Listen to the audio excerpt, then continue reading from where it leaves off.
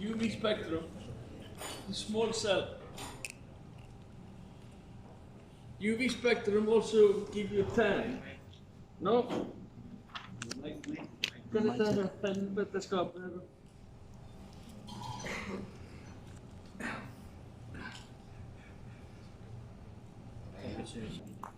UV rays give you tan. So why can you not lie in your day room or bedroom when the sun is shining in to your day room? Instead of, why do you have to be outside? The reason for that is that the glass that you have in your windows do not let the UV rays to come in. And that is exactly the same with this spectrometer cell, the glass cell, the big cell. So when you use that on program 6, you will just see a lot of fancy graphs, but there is nothing that makes sense there. So if you send these graphs to me, then I know that you have no idea what you do. So that is not a good thing to do. Then I have to write you a message.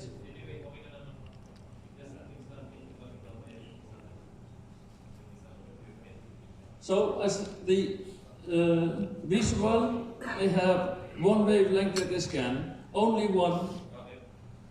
For this here, they scan the whole from 200 to 350, 60.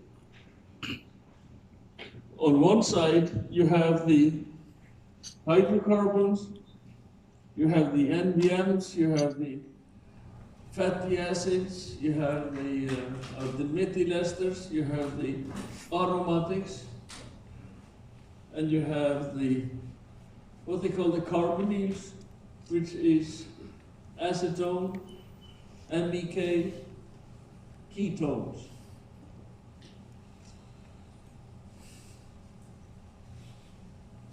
The instrument does not read from any X-ray spectrums or anything.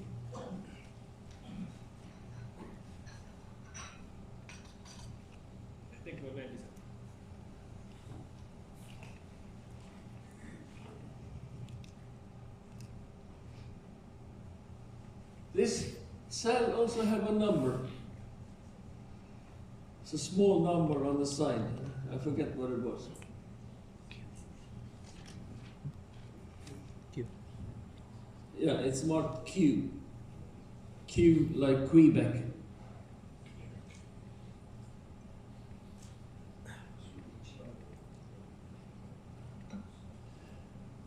We say that when you are referencing the instrument,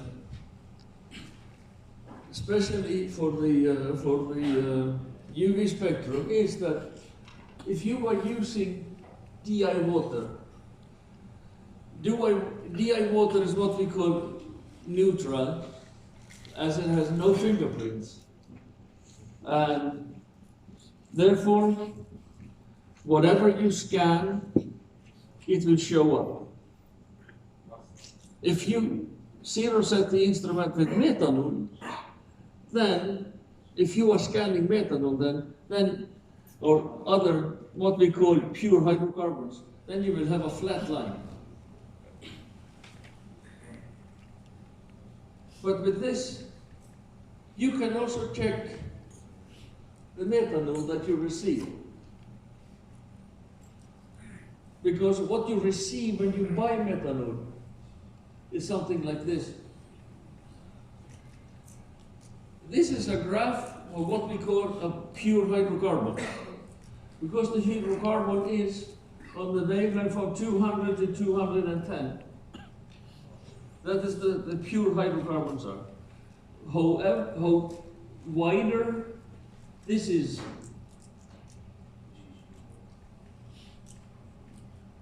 as you can say more rich is the hydrocarbons. That is where also ethanol. Like we are using here, we are not using pure methanol, we are using pure ethanol. Because ethanol is not poisonous. It just gives you a fucking headache in the morning. But if we can scan, and if somebody have gin, for example, whiskey, you will see some fancy curves. Like, I remember, I think it was Johnny Walker, has a lot of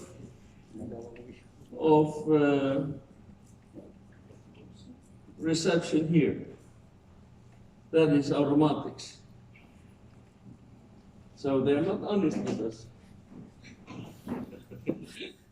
This is the groups that we are looking for.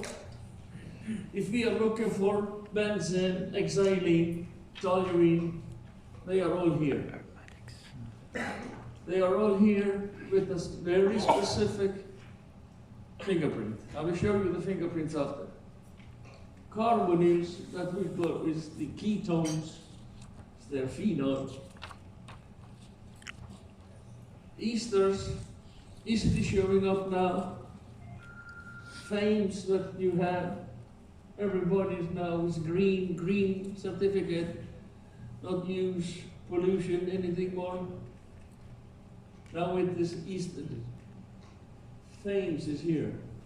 NBM, that is what we call non-volatile matters. That is particle that is not giving gases. There's no evaporation. NBMs.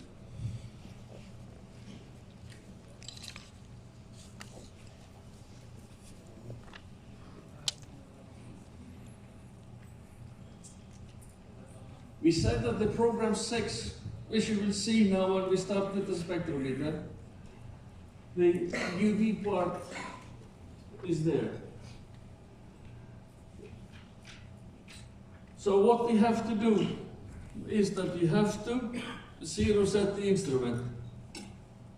And what we will do here, when we will show the washing water analysis, is that we will use fresh water. But in the real life, when you are doing washing water analysis, you should use seawater or the medium that you are using. If you are cleaning with fresh water, then it is fresh water. But not from the sink. The thing is that it has to be the same material. So when you are cleaning, you have the cleaning water line, you have various openings, one set for each tank going forward. So if you are cleaning number 3, you open up for number 4 and take a sample when you have flushing good through, then you take a sample from number 4. Close and use that one to zero set the instrument. Because that is the same water that goes into the tank, clean the tank, and then you take the sample from the water coming out. Because the water is supposed to carry the contaminants out.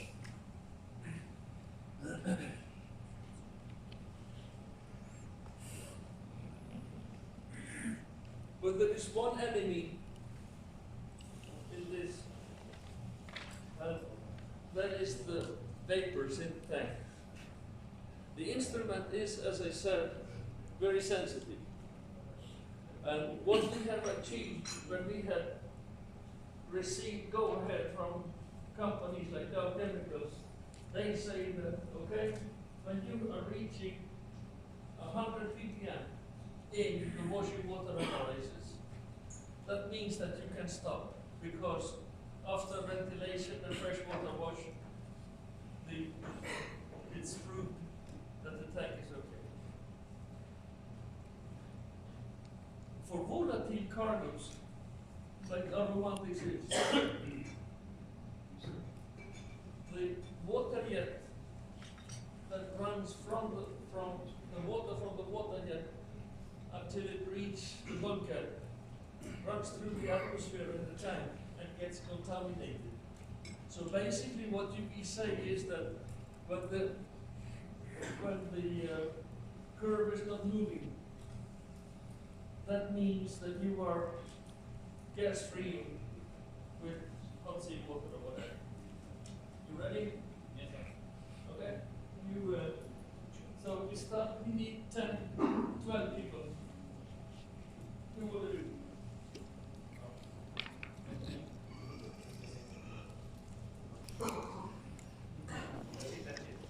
As I say, you hear me now? Yeah. Okay. As I say, you have to take the same water as you use. So the reference sample shall come from the washing water line, and the washing water sample shall be taken from the manifold. Both sides of the manifold, vice versa. If you were cleaning with starboard side manifold open, then you were using the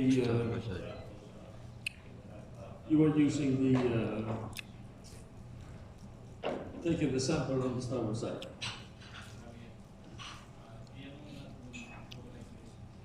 But that, I will come back to that. That's washing water analysis. This here is just UV. Guion Trader is one of your vessels. He just sent me the wall wash analysis. And that's, you just test everything, you send it into the instrument, and you copy it into the Excel form, and it comes up here, and you label the tank numbers. So if any of these tanks is varying out, you will see it immediately.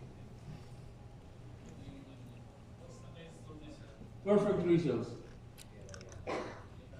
Perfect reporting.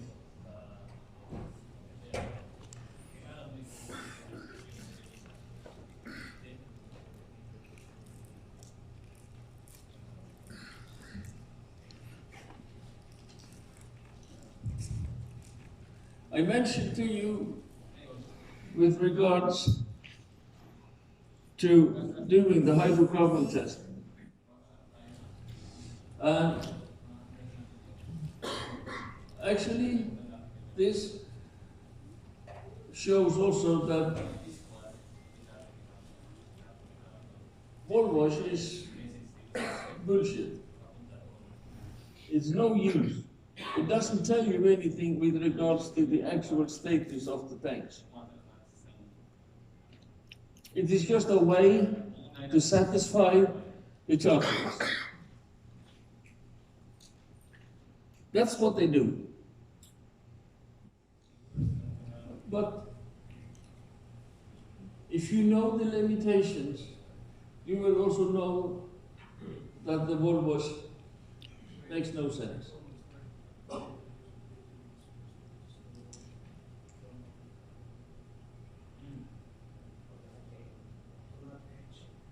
The reason why I say so is that I said that the hydrocarbons mix with methanol when they are a contaminant in the wall wash. And when you add water to check, the contaminants is forced out from the methanol and shows up like a bluish shadow.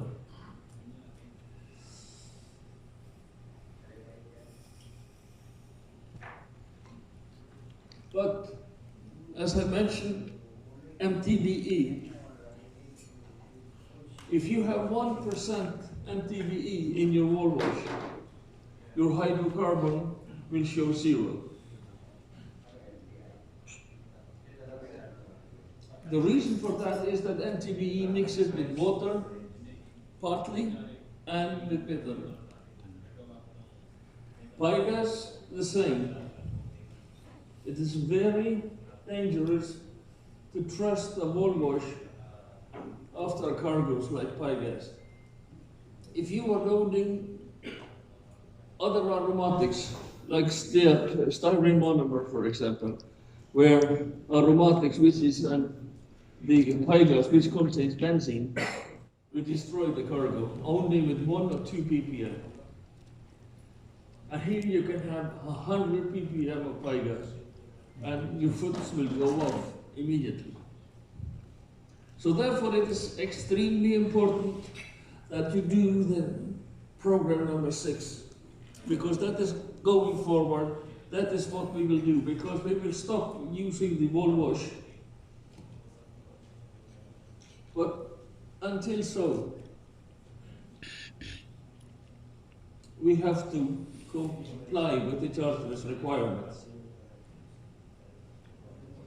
When you are cleaning with MTBE, after MTBE, I have seen, going back to some ships, where it basically was out of control. The reason for it, maybe it was because they were afraid of just this. But they clean with 2 hours hot seawater, and then they clean with 5% Alka HD. Again, 2 hours from cleaning, 2 hours hot seawater, 30 minutes fresh water. That is 2 hours, 2 hours, 2 hours. That is 6 hours waste of time, waste of energy. 30 minutes hot fresh water for MTB, and you are on methanol standard. But that you know, correct? Yes. Yeah. Not everybody know. I had one last week that didn't know.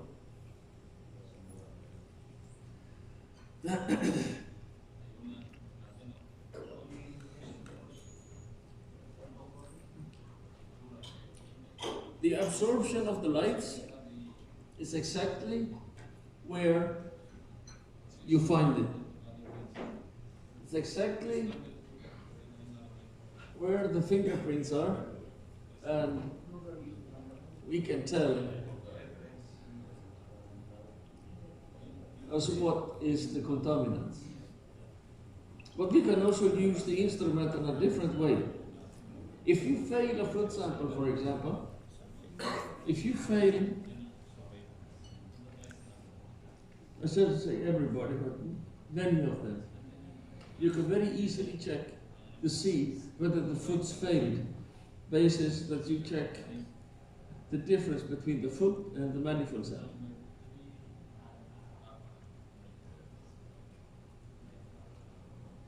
We have stopped a lot of charterers forcing the vessel to leave the berth because the foods failed. They have to transfer the food over to another tank and clean the tank, come back. That's what they say. We had one ship in Antwerp. She loaded 43 tons of it was an alcohol, and the foods failed. And we checked the manifold sample, and we checked the food sample with the spectrometer. And we went back to the charterers and say that the manifold sample and the food sample is coming from shore.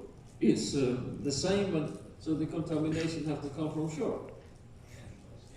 And they said, no, not possible. We also said that the contamination is an aromatic. And if you'd like to know, I can tell you exactly what aromatic it is. They still forced the vessel out. She stayed 3 weeks at the anchorage. We told them, we are not going to clean. Because what you have to also to know is that this vessel has only a cargo of palm oil. She's brand new. She never carried aromatics. And then they took the vessel back in. We discharged the food and we cleaned. Everything was paid. by the charterers. So, when we are analyzing samples from Walwash, especially on stainless steel tanks, we do not accept to see contaminants from previous cargoes if the cleaning procedures is done right. An epoxy and zinc coated tanks,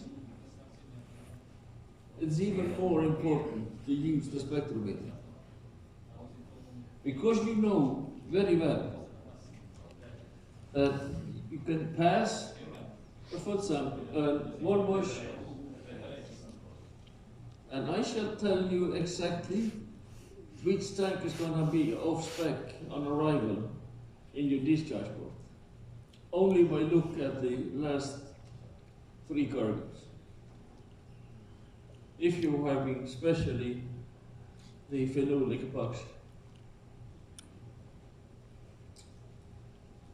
I think that was it on this session.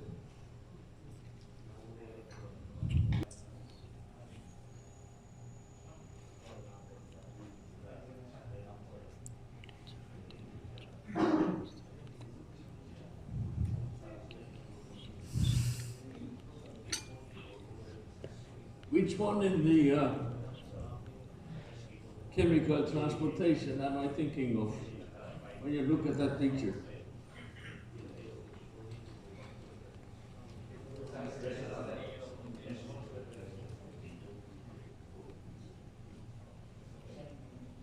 Which one is having decision but pay no price for being wrong?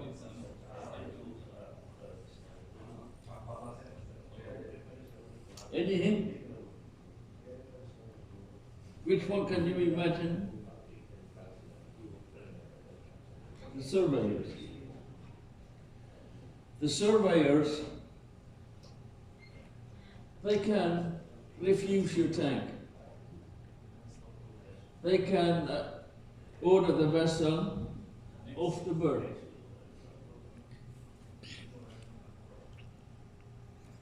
And they pay no price for being wrong.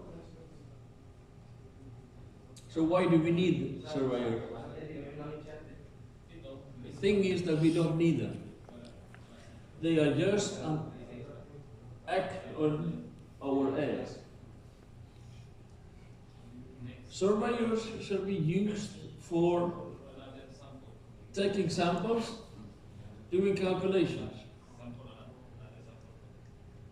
As a master, it is your responsibility for the cargo. So why should you not have the responsibility for saying that the tank is okay or not?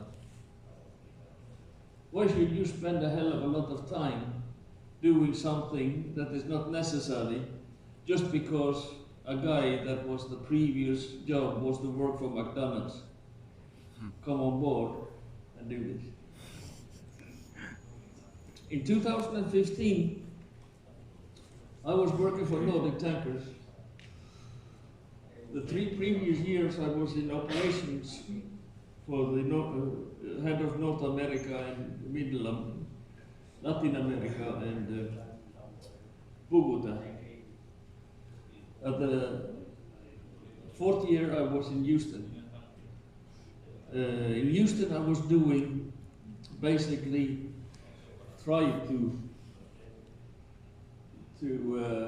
increase the efficiency.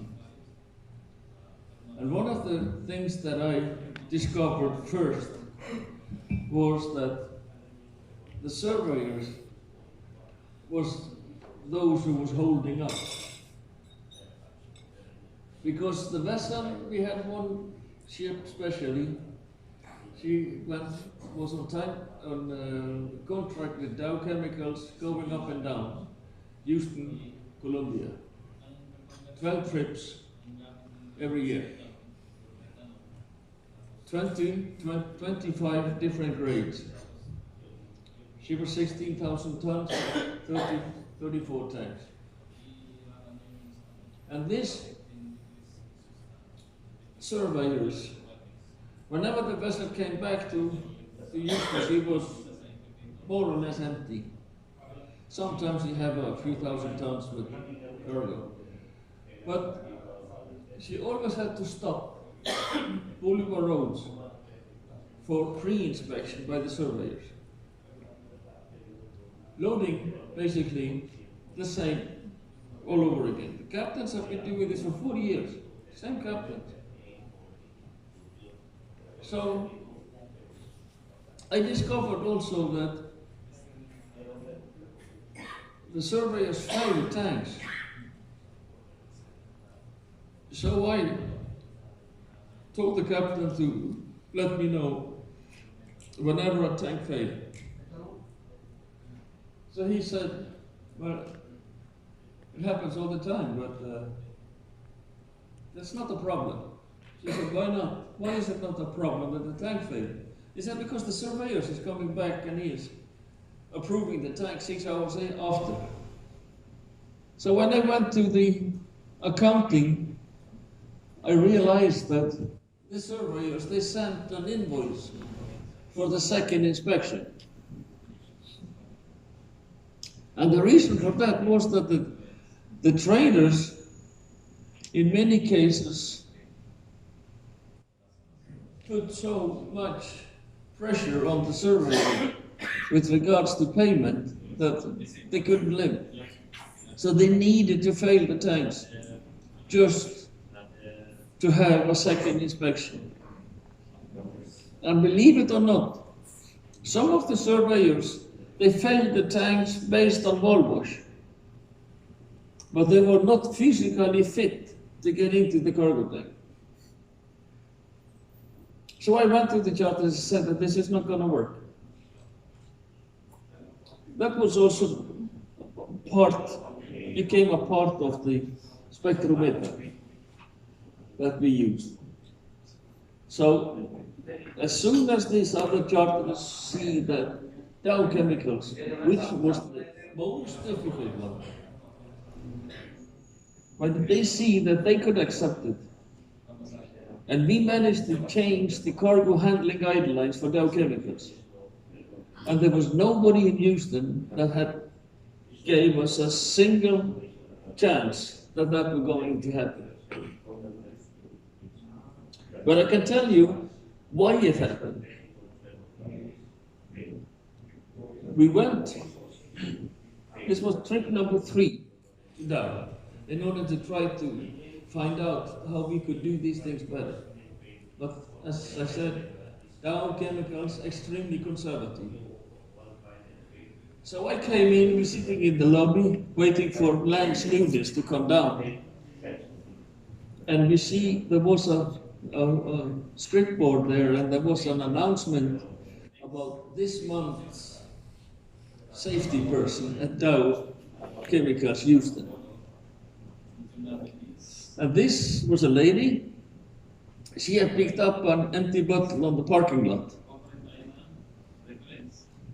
because somebody could drive over and break this bottle, and somebody with slippers could come and get hurt by the glass, which makes sense. So I asked Lance Nunes, what about being this month's safety person, this year and forever safety person for Dow Chemicals? He had a pile of papers that he wanted to discuss with us. So he just pulled it all away.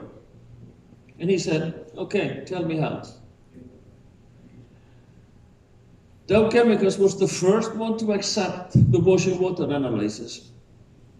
And in March this year, at the IPTA conference in London, Lance Nunes said that they have loaded 450 ships without use of surveyors, and not one single cargo plane. So that means if these vessels have 10 tanks,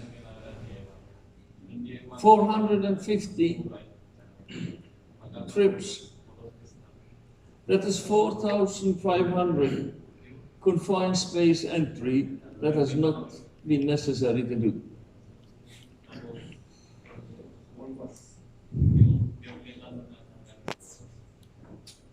That is the one. Confined space entry, I discussed it with Uma Metanov 14 days ago in Muska. And they want us to come back with this because in the month of August, 3 men died in cargo tanks in Suhala. Altogether, they say now that by only receiving 15% from the port state, from the flag states, the reports from the flag states says that 1 man die in a cargo tank every month. But that is only with 15%. So if you calculate it up, that means that there is approximately 10 persons that dies in a cargo tank every month. That is a terrible number. But it's very seldom that it's reported back to the society, so we are aware of how crazy this actually is.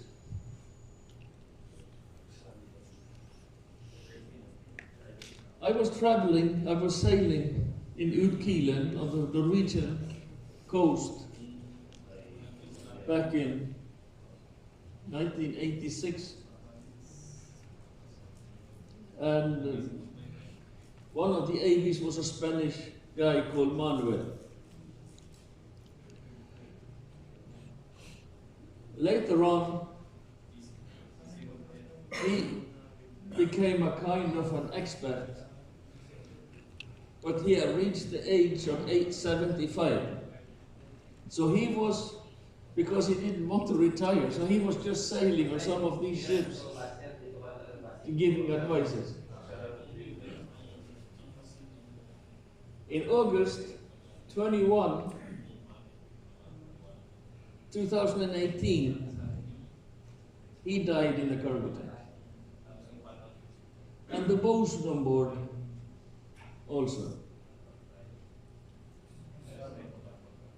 This was due to this the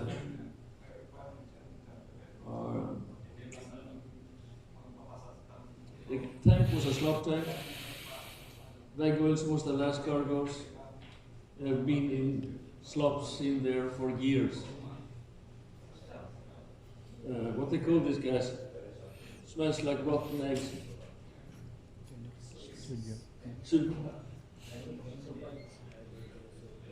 You know it. So I share you, this slides was presented by Dow Chemicals. And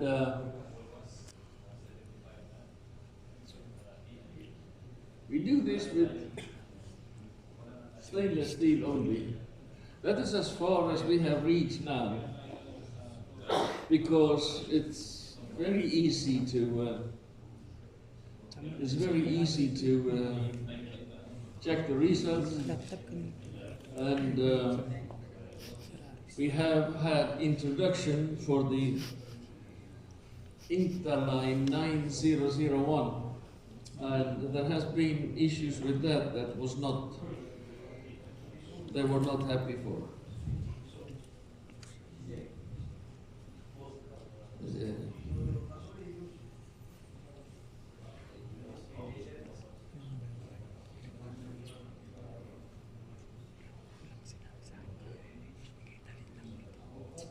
So, in Hansa tankers, we have only stainless steel. And for me, we are very lucky that they have on stainless steel, because stainless is very much easier to clean. There is a lot of issues, of course, because they also allow us to carry any kind of crap that some of those guys that doesn't have stainless are not carrying. But nevertheless, we are able to do so, and if you look at the problems and the reason why that we can do this with the stainless steel is because of the retention.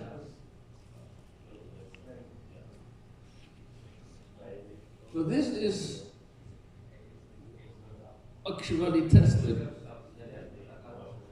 and you will see that the stainless steel is far much better.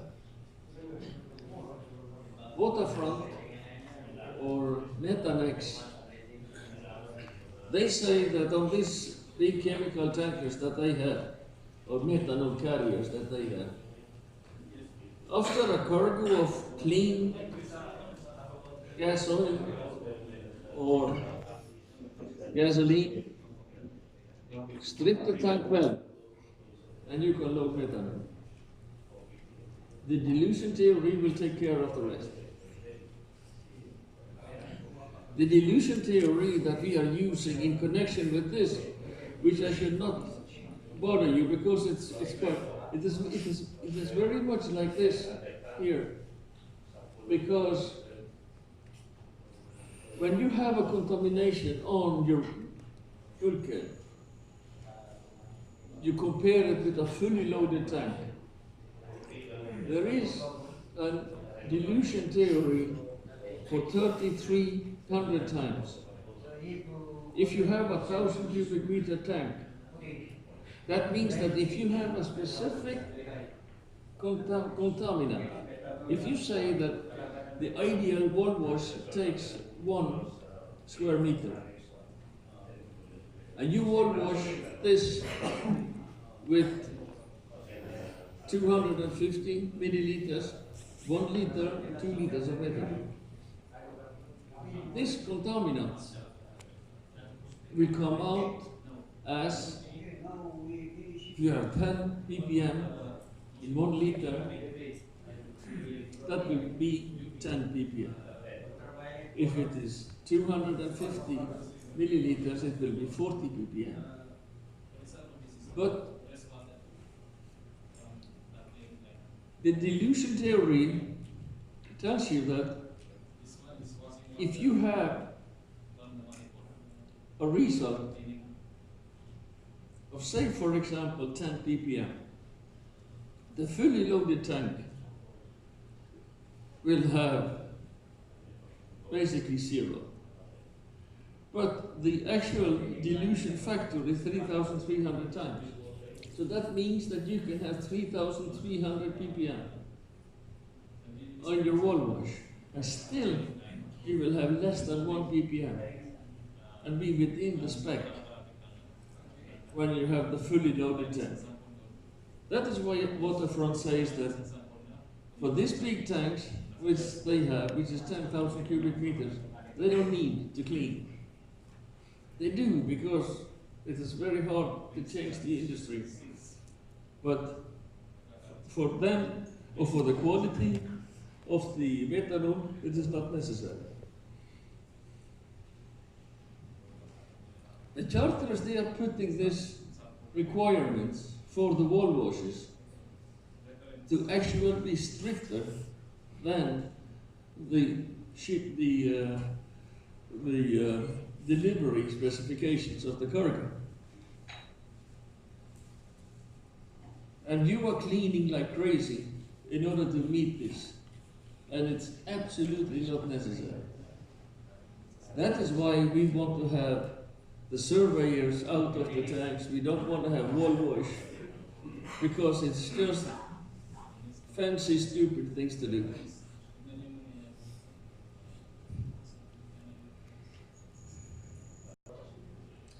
Very quickly, wall wash procedures in the leaflets that you have. This is well described. And for me, we have now 43 ships in the same pool, and everybody of them is reporting to me. And therefore, it is very important that the results that comes back from the ship is comparable with the other ones. So therefore, it is very important that we are using the same template.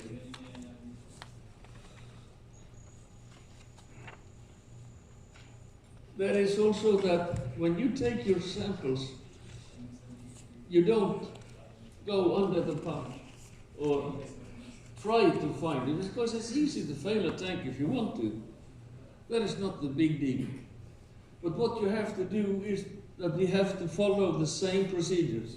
And these procedures is that you take 2 wall washes on each bulkhead, because that is what is representing the tank, and not what did you find underneath here. That is not representing the tank. The big bulkheads, that's what you do. And if you have, you have corrugated tanks, there is always tanks that have shadow zones. So because you have if you look at the shadow diagrams from the shipyard, you will see that basically there is 10 to 15%, sometimes up to 20% of splashback. That means that the jet hit and then the splashback cleaning them. So therefore you take, if the jet is going passing by, and then you take the shadow side. At least one shadow area should be there. And we use, for one tank, 500 milliliters, half a liter. That's what we do. So what we do, if you should take 4 or 5 tanks, you have 1 empty bottle, and you have whatever you should do, 500 liter bottles. So then you take the first one, you take the wall wash, and when you come up on deck, you change that, the one that you used in that tank, you take to sample the other ones. So you don't need to go back and forth. And it's important that we are very much aware of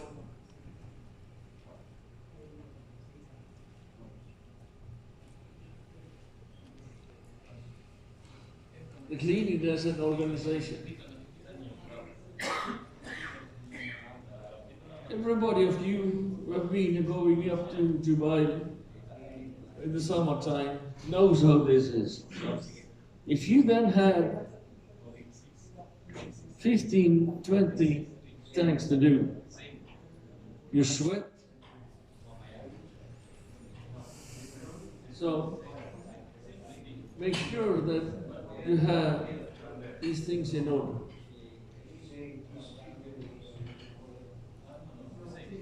It's also very important that the captain and chief may delegate these jobs to others. Cadets. When I have been on board these ships, and I've seen on many of these seminars, is that the cadets is those who is best on this, especially with the spectrometer and everything. The captains, they are old and stubborn, and they're hard to change.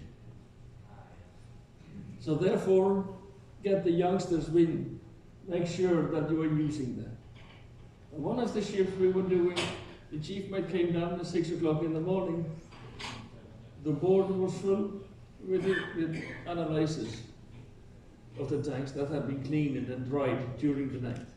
All the wall wash was done, all the test was run, and the result was up. There is no need for a chief mate or a captain to run up and down in the cargo tanks. As I said, I'm trying to avoid it because I don't want to have, because it doesn't say anything, but as long as the charters need to have it, we have to do it. Otherwise there is no cargoes to carry.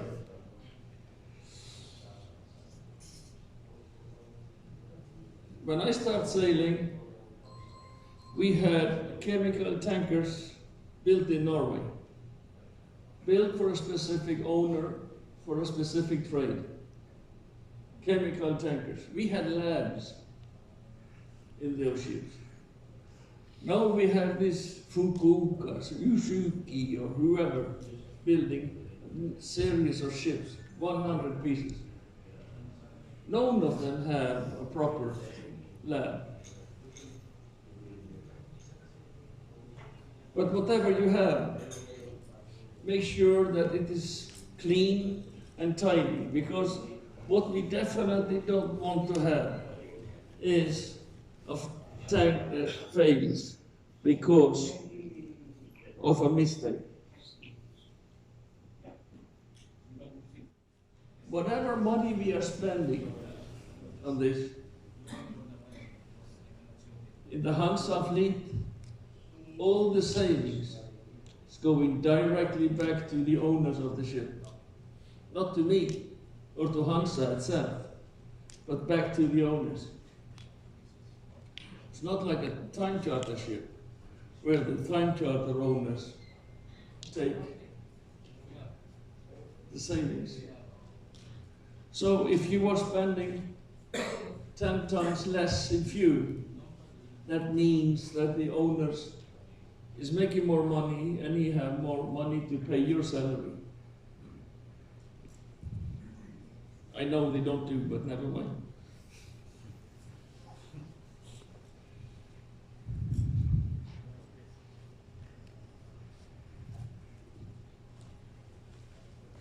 The other thing is also that we said that the Volvo is random and it cannot be done again, because there will always be a different reason. Always. Always depends on who is doing it. So you can have two surveyors and they make totally different research. Just to tell you how sensitive this is, there was one vessel, she should lose styrene monomer. And the surveyor, he came and said, I want to do the Volvos with styrene monomer. Who want to do it with styrene monomer? But nevertheless, they put on the mask and they did do it, the Volvos with the styrene monomer. But the chief mate, he was doing it with Volvos. So the surveyor took it there and the chief mate took it there. So they go. The chief mate's Volvos failed. And when they analyzed it, you know what it fails from? It fails on styrene. The previous cargo was methanol. But just because of the fumes that came out in that tank was enough for him to fail his Volvos. So it's very sensitive. We also see that, I think it's mostly from the background, that many of the chief mates have a tendency to be a little bit too tough on the tank. Because on some of the time charter parties that is running, there will be a clause saying that if the vessel fails, the vessel will be off hire. So when the charters pay for the bunkers, the charters pay for the time, and the charters pay for the chemicals, the owners say, clean to hell freezes. As long as you have time, clean. Just make sure you don't fail. So therefore, some of these backgrounds for these chief mates and captain is that they are too tough So they are not doing 25, 75 that we want them to do, but they do 50-50, which increases the possibility for failing a tank quite dramatically. But it's not necessary, because when you have a tank clean and you pass the wall wash with 25, 75, 25 with the wall wash, 75 with DI water, then you are still good to go.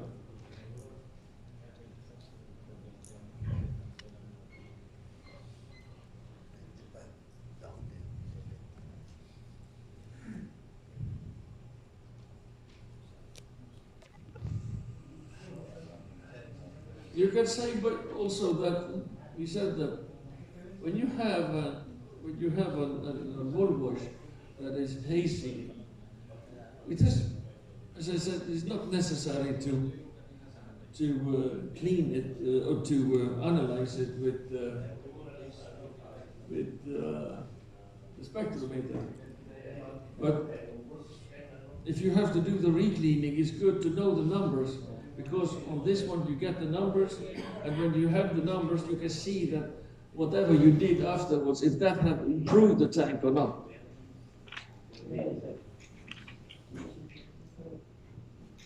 That is basically what you can say in a lot of these cargoes that we are carrying, but because we should be able to, when we are using the tools that we have, there should be nothing to wonder about. But anyway.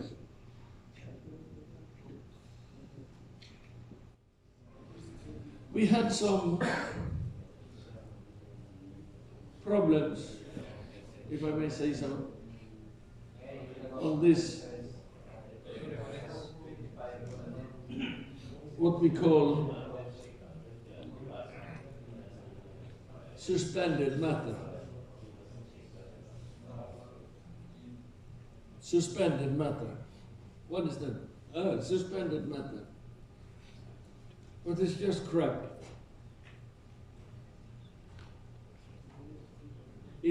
Sometimes we push too hard when we tell the officers, when they take a manifold sample, if there is suspensions in the sample, stop the loading.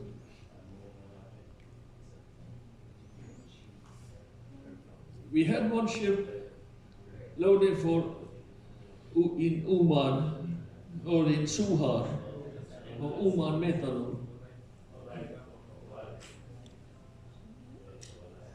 And without having the proof, I dare to say what happened was the ship's fault. The vessel was loading, and let's see. I can maybe find you some pictures just to illustrate it a little bit better.